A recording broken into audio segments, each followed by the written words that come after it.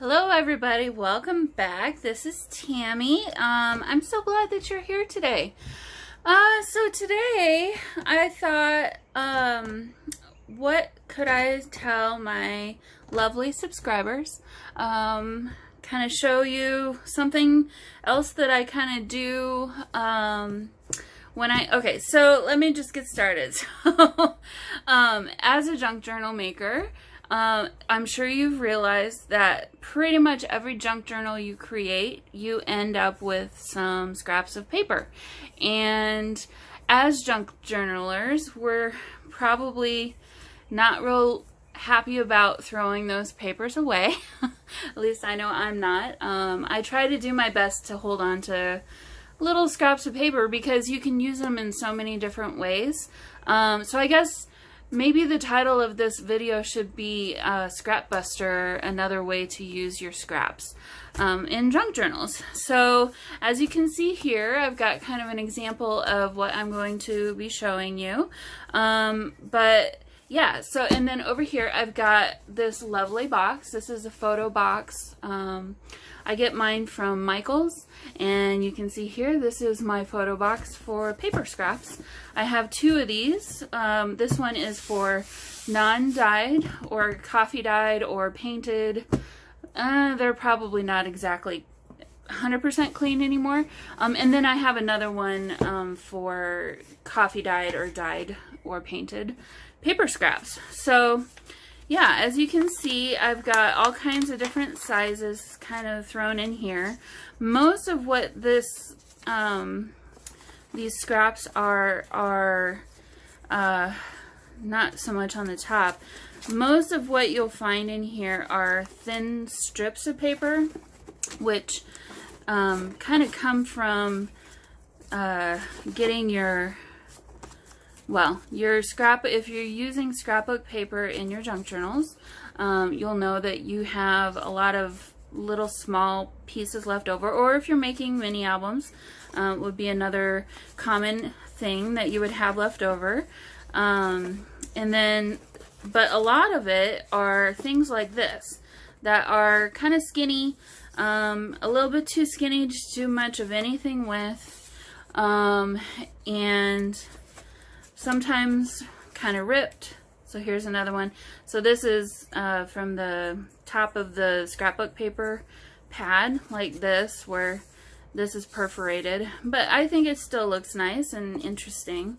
So in my scrap paper box, I tend to also keep a small little, I also got this from Michael's. I have a bunch of these. They're nice little containers, and this is where my really little scraps will go. So, you know, like I said, it's not completely clean. I've got a sticker in here, but most of this is gonna be all the little pieces of scraps that I just can't bear to throw away. Things that I know I would use in a tag, or just, you know, whatever. If I'm collaging, I even have some packaging here that I liked the background colors of. It's like little pieces of vellum. So yeah, so this is, I always keep one of these in here, and I don't know, you probably noticed, but I have two journal covers here that I kind of just made from scraps, basically. Oh, some more little pieces fell out. They're just waiting for the inside pages, and it looks like I need to re-glue that. So here you can see I've taken these little scraps and I've used them along with the sticker to decorate the front of the, actually I think all of this, I think both of these are made with scraps. So these will make a really fun little mini junk journal, or tiny little sketchbook maybe, or something. So I'm kind of holding on to these. I'll probably keep them for myself because I didn't do such a good job on the construction of them, so I wouldn't feel right selling those. But anyway, so yeah, so in here I've got, these are all from the same paper pad. Same with this. So if I ever wanted to do another project with that particular paper pad, I already have the scraps saved in here. And then, so yeah, you can see there's like all kinds of different size pieces, kind of just a lot of everything. Bits of leftover gift bag that I cut apart and used, and this was from that heart-shaped album that I made. Actually, I'll probably keep at least one of these as a template, so if I wanted to make another one, I will have that. Fun Maggie Holmes papers. So anyway, so yeah, I'm sure a lot of you have something that probably looks similar to this here. And so I'm going to kind of show you something that I like to do to kind of get rid of some of these scraps. And, well, not get rid of them, but to use them in a more productive way. Let me kind of try and reassemble. I'll try and reassemble this here. Okay, so let's stick this in there. Alright. I will do a better job of that later, but we'll set that aside here. Okay. So you noticed I pulled out this little baggie of papers. This is from, shoot, what is this from? I'll put the title of this paper pad down below in the description box if you like it and you're curious. But quickly, I thought I'd show you kind of an end result to see if this is something that you might like to do. Obviously, you can see here I've done sewing on mine. You don't have to do sewing on yours. If you don't have a sewing machine, don't feel like you need to have a sewing machine to do this. You can easily do this without one. So here's a couple of small ones that I just finished last night for the current junk journal I'm working on. Here's some examples of not exactly the same size shapes or colors. I liked how I had a lot of neutral and then just a little pop of color there. I don't know what I'm going to use this for exactly yet, but I'll figure that out. Here we have kind of the same look, but more structured, I guess, where we've got all the same horizontal lines and then 2 vertical lines. And then before I sewed this down, I decoupaged napkins on top, which I really love how this turned out. Definitely will do that again. Here's another one that's a little bit smaller.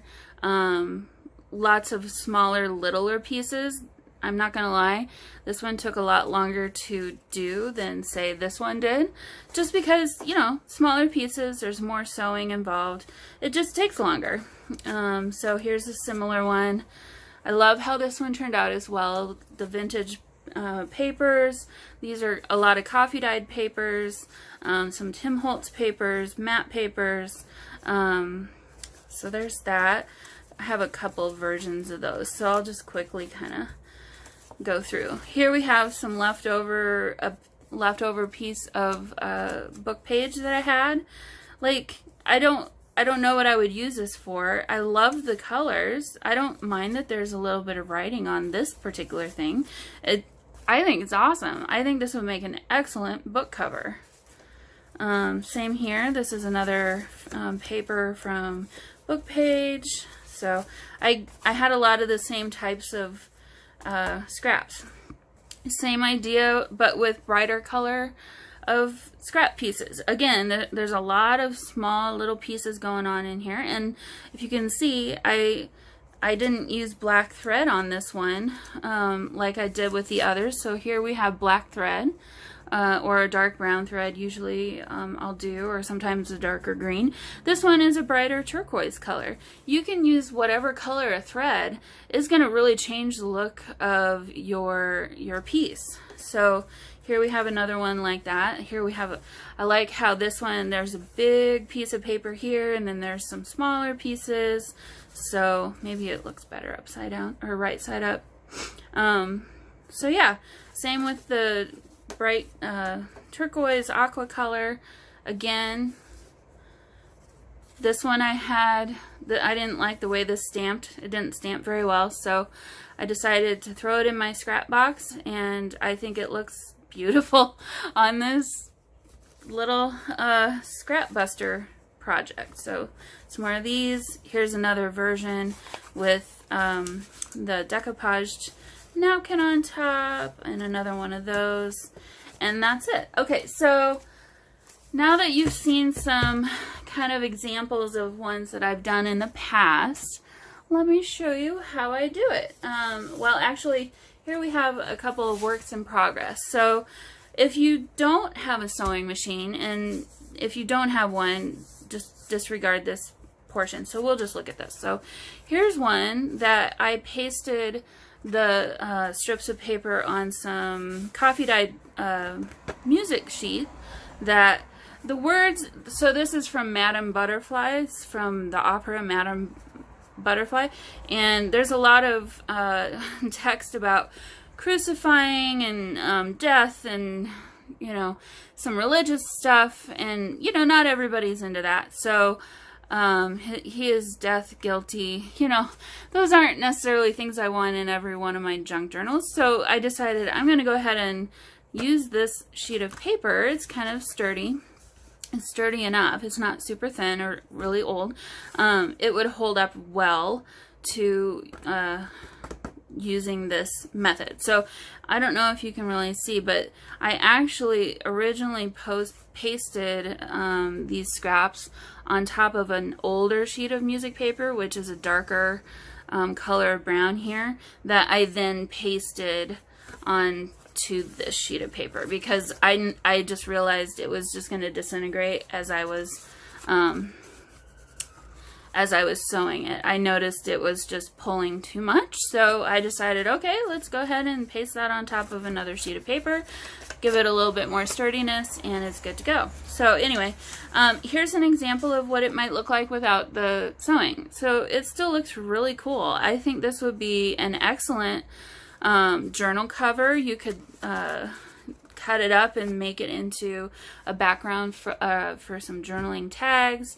You could turn it into pockets. You could do so many things with this kind of stuff. So all right, so let me go ahead and I will quickly show you kind of my little process on how I go about doing this. And actually, I kind of like working in a little bit smaller of pieces. Like, well, actually, maybe no, I'll leave this the way it is. This could become a really cool journal cover. So let me go ahead and pull out my scraps of paper here. And as you can see from the types of scraps, this is going to be another brighter colored piece, not the coffee dyed style. So something I kind of like to do is I try to kind of put my scraps in piles of like shape and size. Kind of just helps me work a little bit more quickly. So these are a little bit bigger. I'll probably set these over here. Some small thin scraps we'll put over here. These are kind of in the middle. So kind of go about like that.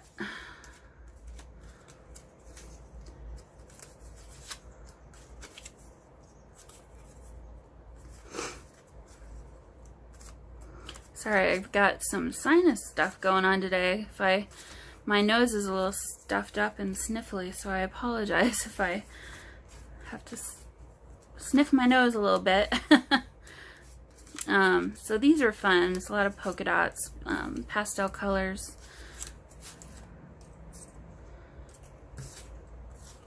So, and as I'm doing this, I'm kind of getting a feel and remembering kind of what kind of pieces of paper I'm working with. Like this right here with the 3 hearts, I think is going to be really cute. So I'm going to probably maybe even keep that on my page so I don't forget about it. Make sure I use that. Whereas this one is basically just plain white. I probably won't really use that, so I'll just set that aside. This one's also really cool. And same with this. I love the different patterns and the colors and stuff. So, okay.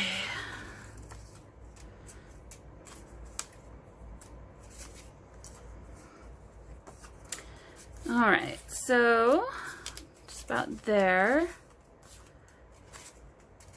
Oops, that one's a little bit big.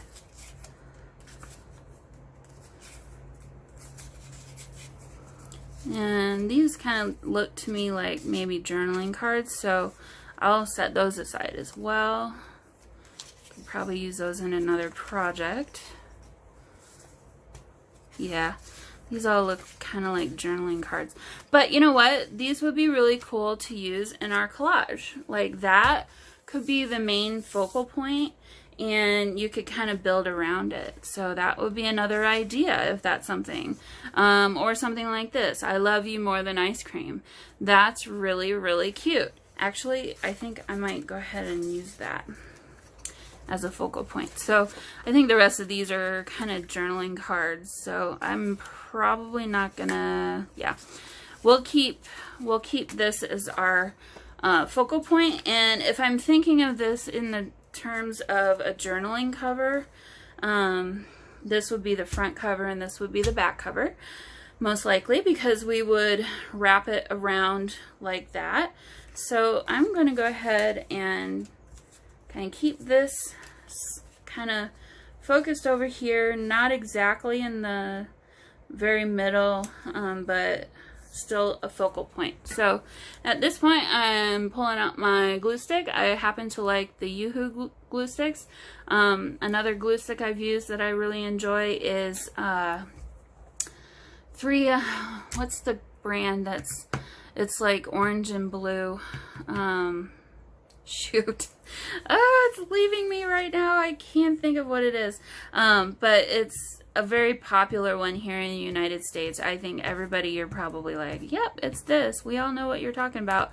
I like the permanent bond version of it. You can get it in any store. Elmer's glue, permanent bond glue stick is a good one. Okay, so, and as I'm kind of working on this, I'm going to use this music paper background to help me get things kind of straight.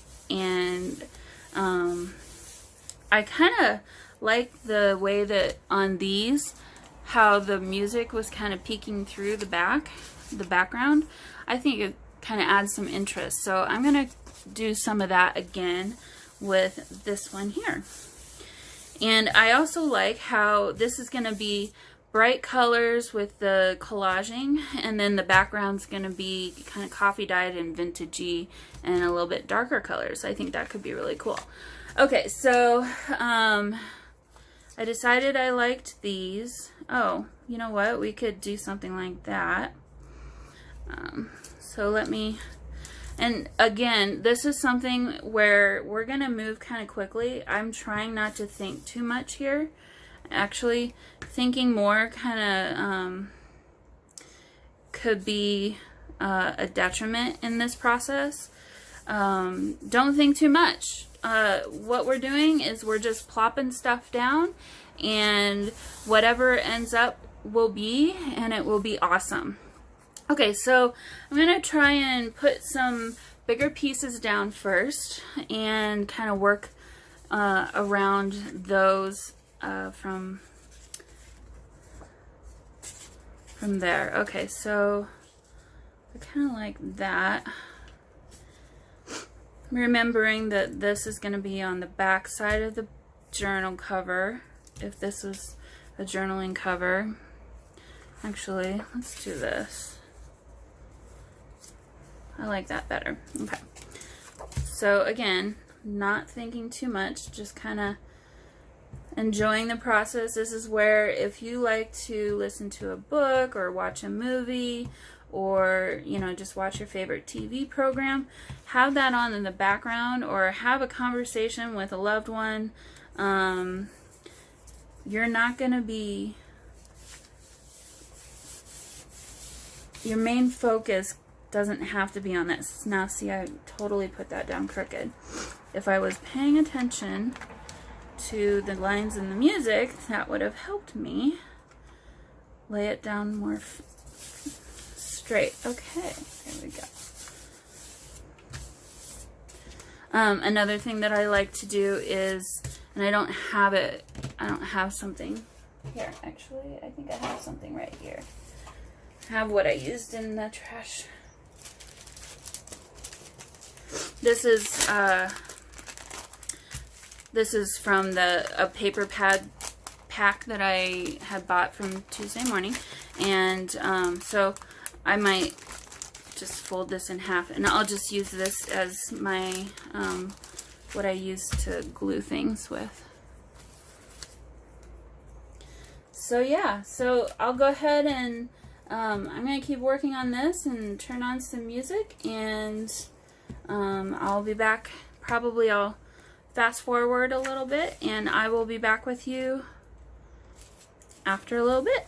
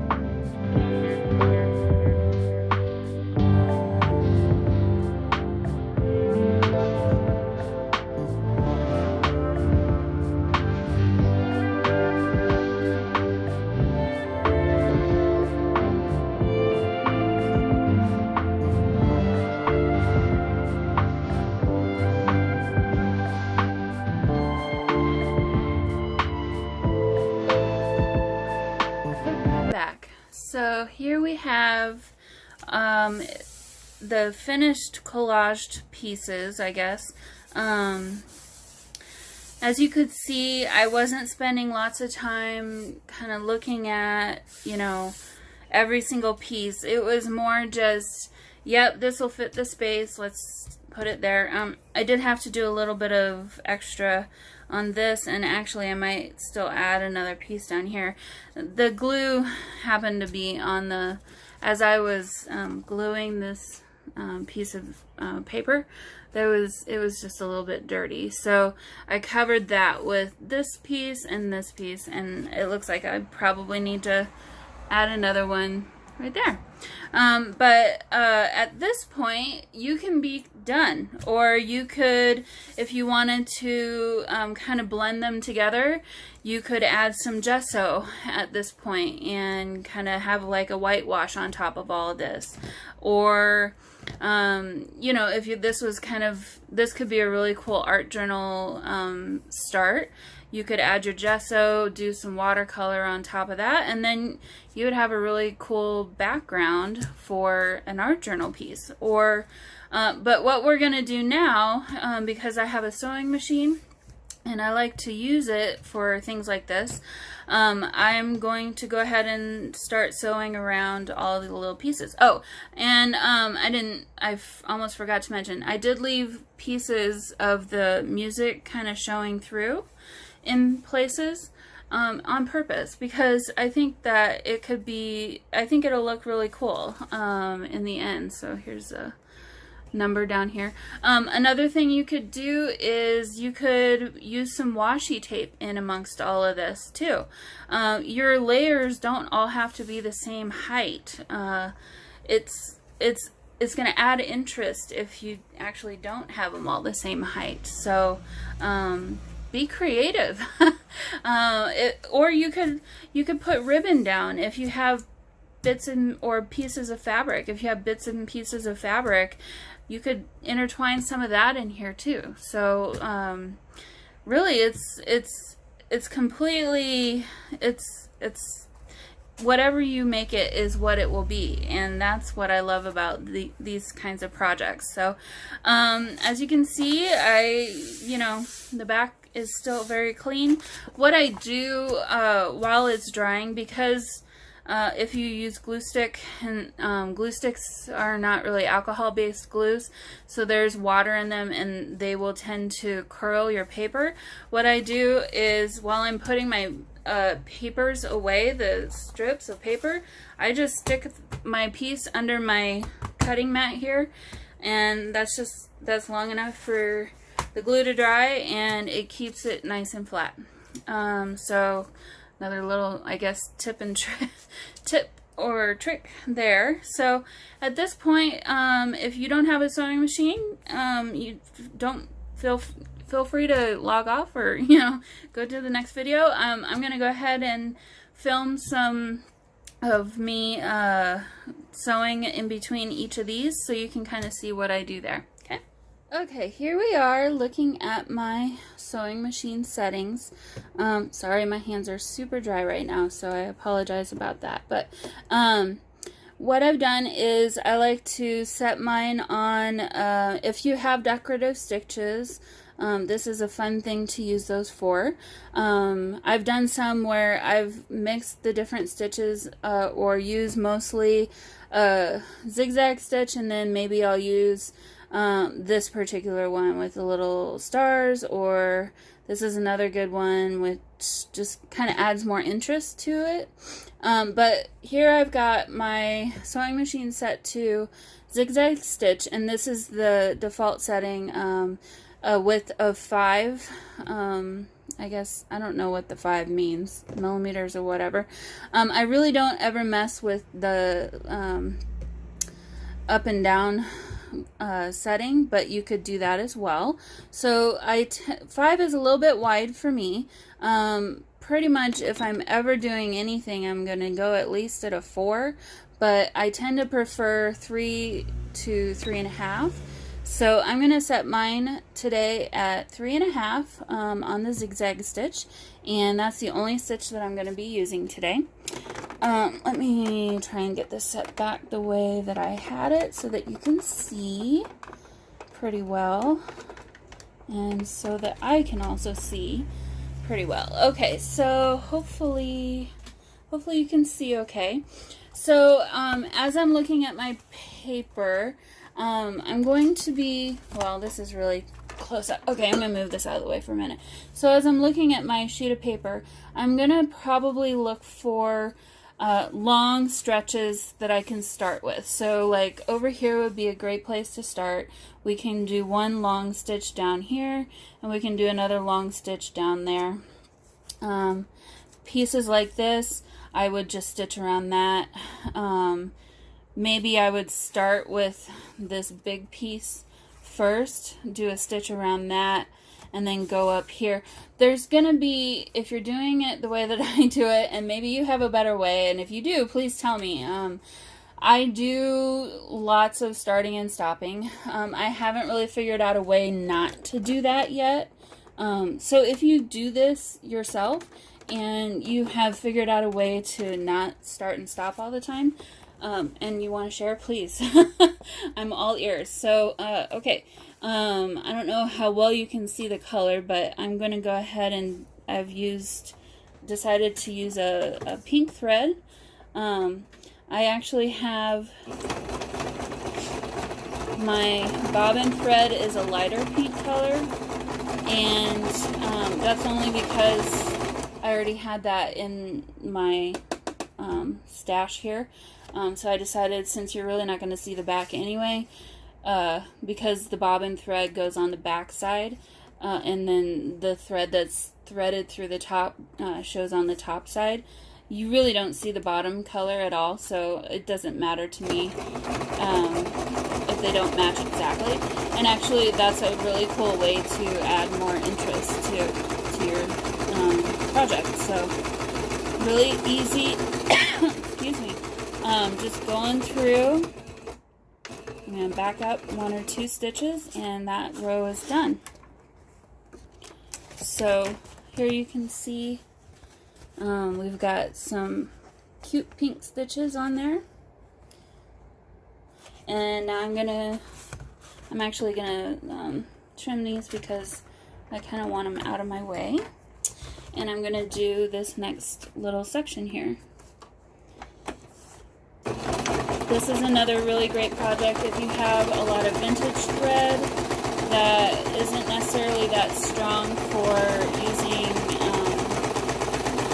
to hold things together, and it has to be sturdy. This is a really great project to do to kind of blow through that as well, because you can use all kinds of fun colors. I know I find a lot of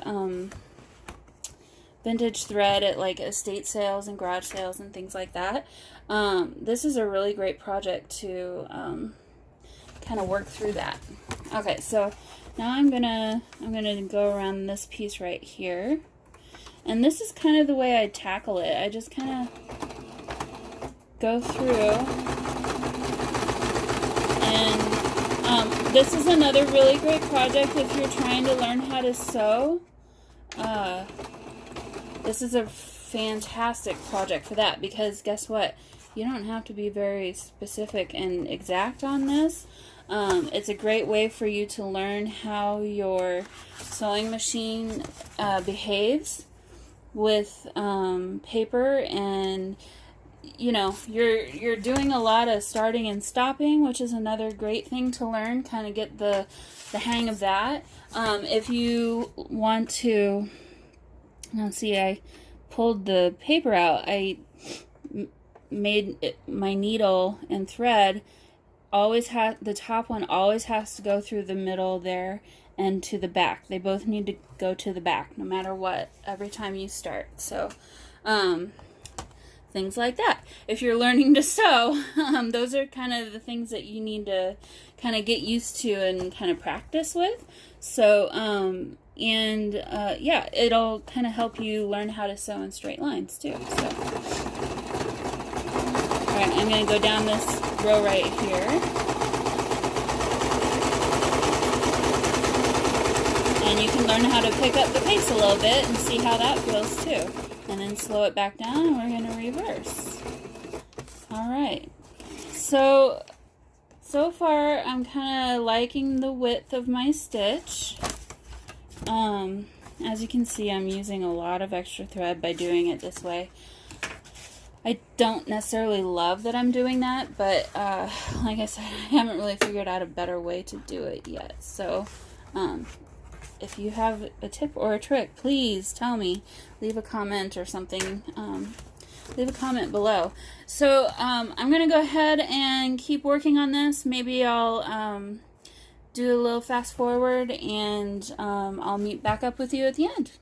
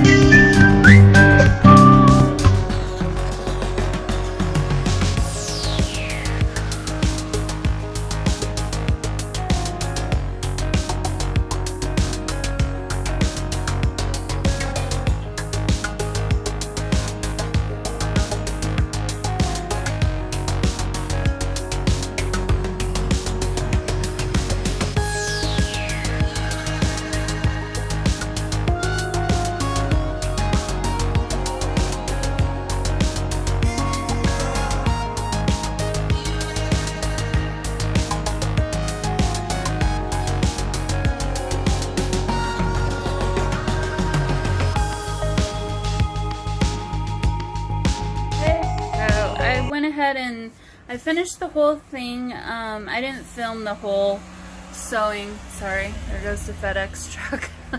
Let me start that over. Okay, so I didn't film the whole piece, both sides.